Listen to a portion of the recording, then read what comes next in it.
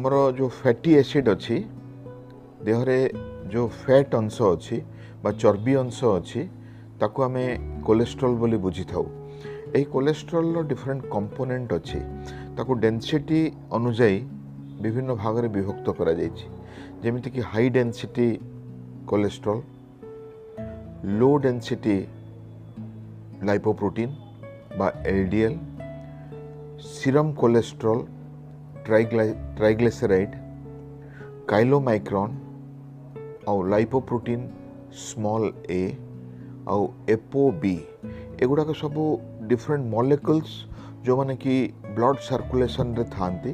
Fat carry करुवा protein को आमे lipoprotein कही थाउ और से लाइपोप्रोटीन रो गोटे जदि आमे इलेक्ट्रोफोरेसिस करिबा ताको डेंसिटी अनुसार डिफरेंट पोजिशन रे से माने रहिबे।